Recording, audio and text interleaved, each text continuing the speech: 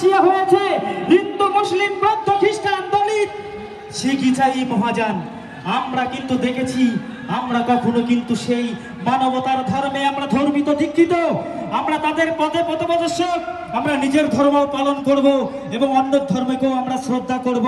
এই ভারতবর্ষ গণতান্ত্রিক দেশ, সবার সমান অধিকার রয়েছে।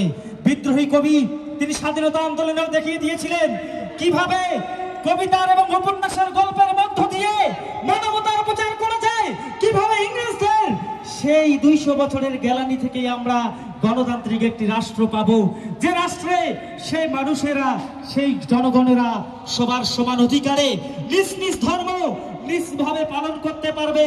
আমরা কিন্তু কখনো অবজ্ঞা করব না। বিশ্ব নবী হযরত মুহাম্মদ সাল্লাল্লাহু আলাইহি সাল্লামের বাণীগুলো তার হাদিস ও কোরআনের মাধ্যমে প্রকাশিত হয়েছে, যার মধ্যে রয়েছে উত্তম চরিত্র অর্জন, জ্ঞান অন্বেষণ করা, একে অপরের প্রতি দয়া দেখানো এবং আল্লাহর একত্বে বিশ্বাস স্থাপন।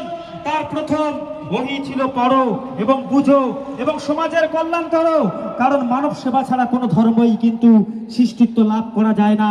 তাহার প্রতিপালকের নামে যিনি সৃষ্টি করেছেন তাহার কয়েকটি বাণী আমি বলছি। উত্তম চরিত্র অর্জন, প্রত্যেকটা মুসলিমদের বলছি, উত্তম চরিত্র অর্জন করবে। যদি পরিপূর্ণ ঈমানওয়ালা হতে চাও তবে উত্তম চরিত্র অর্জন করো। যে জ্ঞানের আসনে সন্তানে বের হয়, আল্লাহর পথে বের হয়, তার প্রথম ওহী ছিল পড়ো তোমার প্রতিপালকের নামে যিনি সৃষ্টি করেছেন, একে অপরের প্রতি দয়া ও সহানুভূতিশীল প্রদর্শন করা। তার অন্যতম গুরুত্ব শিক্ষা ছিল নিজের দোষ খুঁজে বের করো এবং অন্যদের দোষ না খোঁজা, কারণ আমি সমালোচনা না করা, নিজের সমালোচনা করে নিজের দোষ ত্রুটিগুলো বের করো। সেই মহান নবী, শ্রেষ্ঠ নবী, আমাদের শেষ নবী, আমার প্যারে নবী, গোটা বিশ্ব মুসলিম জাহানের অগ্রদূত, ঈশ্বর প্রেরিত সেই মানবতার সৃষ্টির অগ্রদূত, যিনি দূত হিসাবে এসেছিলেন, এই কুলকি অবতার হিসাবে এসেছিলেন, তিনি মানবতার ধর্ম দেখিয়েছিলেন। তিনি নিজের ধর্ম পালন করে অন্য ধর্মকে কখনো মেলা করতে পারেননি। তিনি আল্লাহর বাণী নবী সাল্লাল্লাহু আলাইহি সাল্লামের মাধ্যমে মানব জাতির জন্য অবতীর্ণ হয়েছে।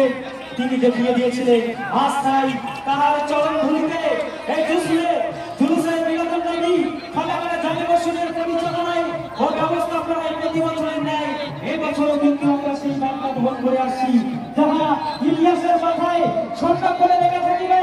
আজকের এই ফালাকানের রাজপথে প্রত্যেকটি মানুষ সেই নবী প্রেমী মানুষদের সহানুভূতিশীলতার, মানবতার প্রতীক হিসাবে, যেমন ডাক্তার সর্বপল্লী রাধাকৃষ্ণন, আজ তেনারও কিন্তু জন্মদিন। আমরা ভুলে গিয়েছি কিন্তু আমরা ভুলে যাইনি, আমরা তাদেরও আদর্শবান, কারণ তিনি সেই শিক্ষক ছিলেন যে শিক্ষক পথ দেখিয়ে দিয়েছিলেন গোটা বিশ্বকে। তিনি তার ছাত্রছাত্রীদের বলেছিলেন যে জন্মদিন পালন না করে একজন শিক্ষক হিসাবে পালন করবেন। তাই আমরাও আজ সেই মহাপুরুষ, সেই বীর পুরুষ, বিশ্ব জাহানের গোটা বিশ্বের অগ্রদূত, ঈশ্বর প্রেরিত অগ্রদূত আমাদের নবী মুহাম্মদ রাসূলুল্লাহ সাল্লাল্লাহু আলাইহি সাল্লাম, তিনি দেখিয়ে দিয়েছিলেন মানবতার মধ্য দিয়ে আমরা কিন্তু সেই আজ তার বিশ্ব মুসলিম জাহানের এই নবী প্রেমী মানুষ, এরা প্রত্যন্ত গ্রাম থেকে শুরু করে ফালাকাটা ব্লকের কোণা থেকে নবী প্রেমী মানুষেরা আজ ফালাকাটার রাজপথে রাগান্বিত হয়েছে। আর সবাই কিন্তু তাহার চরণ ধুলিতে, তাহার পদধূলিতে একটাই বার্তা, সেই মানবতার ধর্ম। আমরা মানবতাবাদের প্রতি, আমরা কি মানবতার প্রতি, আমরা প্রত্যেকটি ধর্মের মধ্যে আমরা কখনো অপেক্ষা করি না। আমরা নিজের ধর্মের মধ্য থেকে যতটা আমরা পরিপূর্ণ, আমরা অন্য ধর্মের চিন্তা করি, কারণ আমাদের নবী বিশ্ব জাহানের অগ্রদূত, যিনি দেখিয়ে দিয়েছিলেন যে কখনোই নিজের ধর্ম পালন করতে গিয়ে অন্য ধর্মকে কখনো লাঞ্ছিত, বঞ্চিত, অবহেলিত ওরা কখনোই যাবে না। ইসলাম কখনো তরবারির মধ্য দিয়ে প্রচার হয়নি। আমাদের নবী শিখিয়েছেন মানবতার মধ্য দিয়ে, শিক্ষার মধ্য দিয়ে, হিউম্যানিটির মধ্য দিয়ে এই ইসলাম ধর্ম ভারতবর্ষে প্রবেশ করেছিল। যিনি সর্বপ্রথম প্রবেশ করেছিলেন সেই নবী রাসূলগণের কাজ, বিশ্বজাহানের অগ্রদূত, মানবতার প্রতি হযরত মুহাম্মদ সাল্লাল্লাহু আলাইহি সাল্লাম, যিনি দেখিয়ে দিয়েছিলেন, তার অনুসারী হয়েছিলেন আমাদের খাজা মাইনুদ্দিন চিশতি। একদিকে তিনি সুফিবাদের প্রচার করেছিলেন, অন্যদিকে কবির ভক্তিবাদের প্রচার করে দিয়েছিলেন।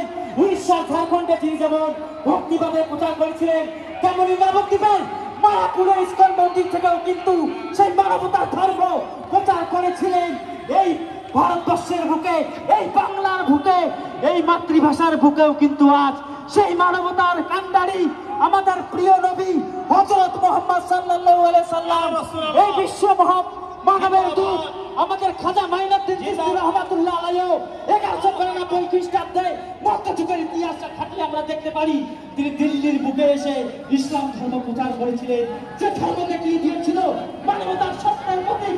তাই কবিগুরু রবীন্দ্রনাথ ঠাকুর বলেছিলেন, সত্যকে প্রতীক প্রকৃতিকে ভালোবাসলাম, কখনো বঞ্চনা করে না সে, রক্তের আঘাতে আঘাতে চিনলাম আপনারে।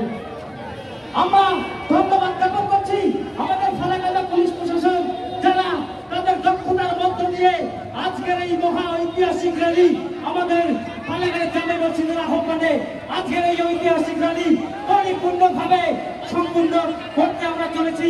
আমরা কৃতজ্ঞতা জ্ঞাপন করছি এই জামে মসজিদের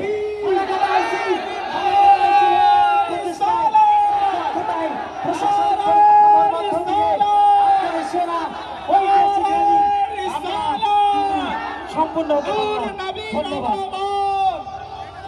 নূর নবীর আগমন, সরকার কি আমত, দিলদার কি আমত, নূর কি আমত, হুজুর কি আমত, সরকার কি আমত, মক্কি কি আমত, মদনী কি আমত, নারে তাকবীর, নারে রিসালাত। নূর নবী এসেছে, নূর নবী এসেছে, দয়ার নবী এসেছে, আসসালামু আলাইকুম। আমরা গোটা ফালাকাটার রাজপথ পরিক্রমা করে যাদের ঐকান্তিক কঠোর পরিশ্রমের মধ্য দিয়ে আজকের এই ঐতিহাসিক র্যালি আমরা সম্পূর্ণ করতে চলেছি, আমরা তাদেরকে ধন্যবাদ জ্ঞাপন করছি। আমরা ধন্যবাদ জ্ঞাপন করছি ফালাকাটা পুলিশ প্রশাসনের আইসি মহাশয়কে এবং তাদের প্রশাসনিক কর্তাদের, সিভিক ভলেন্টিয়ার থেকে শুরু করে আমাদের স্বেচ্ছাসেবক বন্ধু থেকে শুরু করে সমাজসেবকমূলক সেই মানুষদের ঐকান্তিক প্রচেষ্টায় গোটা ফালাকাটার রাজপথ আজকে সেই নবী দিবসের একটাই স্লোগান, নবী জিন্দাবাদ, আলে রসুল জিন্দাবাদ, আলে রসুল জিন্দাবাদ।